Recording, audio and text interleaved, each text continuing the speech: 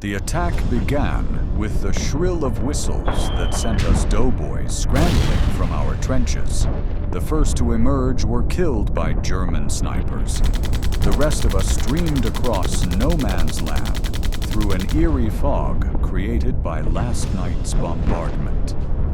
We dodged shell holes and ruined dwellings and wormed through strung barbed wire. The closer we got to the Boche lines, the more intense their fire became. Machine guns raked us, and artillery blew big gaps in our ranks, filling the air with blood and debris. The falling shells did terrible work. Mangled bodies were blown in all directions.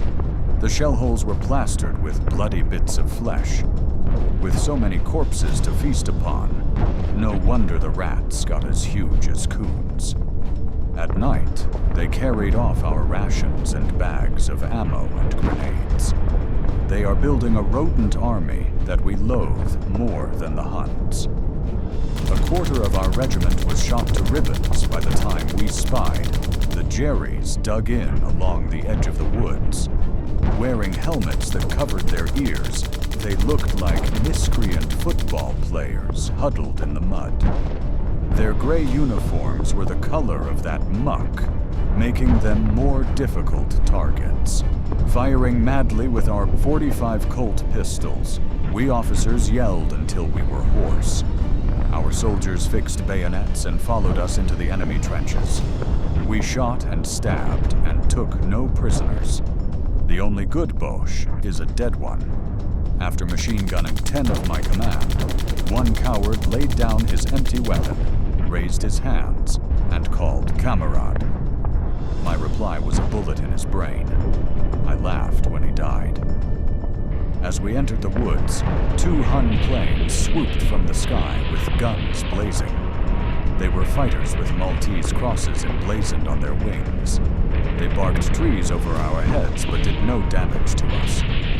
Before they could make a second run, a flight of Spads drove the swine off. We spread out, crossed a stream, and sneaked up a wooded hill.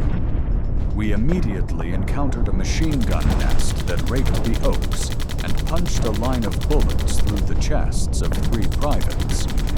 Hitting the ground, we returned fire with our Colts and Springfields, while our scouts crept up on the Huns. Hurling grenades in amongst them, the scouts dispatched the bastards with one big blast. We had only advanced a short way farther when Sarge saw machine gunners coming up on our flank. They were dressed in olive drab and hailed us in English. "None of our boys should be over there," barked Sarge. "Let 'em have it."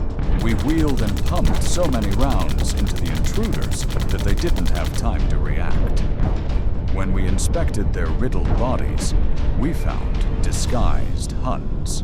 "That's what we do to spies and weasels," growled Sarge, spraying the nearest corpse with tobacco juice. "What gave them away to you?" I asked. "Look at their machine guns, sir. They ain't Hotchkisses like our boys use." When we reached the crest of the hill, we saw a line of entrenchments ahead through the trees.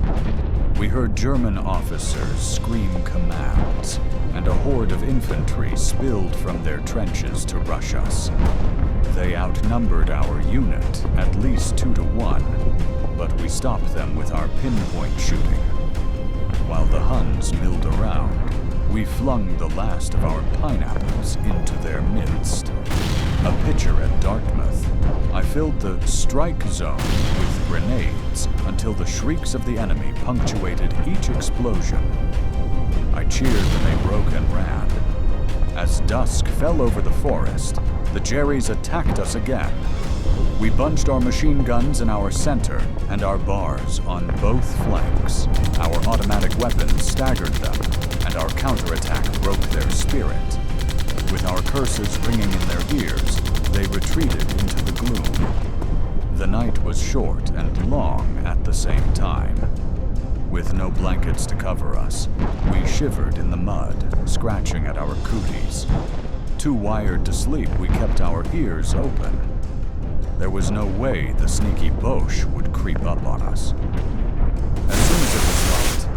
third offensive issued from the German lines.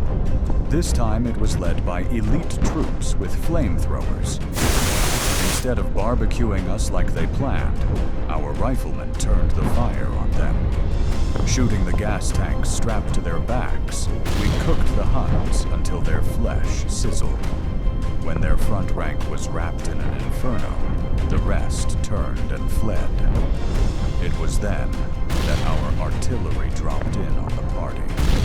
Shells meant for the enemy rained on us instead. Mountains of earth exploded around us, followed by the shriek of shrapnel. After half our force was maimed or killed, the barrage ended as inexplicably as it began. But what else can be expected in hell? When the ground quit shaking, we who survived counted heads and reloaded our weapons. Our only hope is to play dead, I grunted, to rise up when they're among us. Shoot them in the faces. Raise such a din, they'll think we've gone mad. In truth, we were already there. Soon, the Hun bastards would feel our full fury.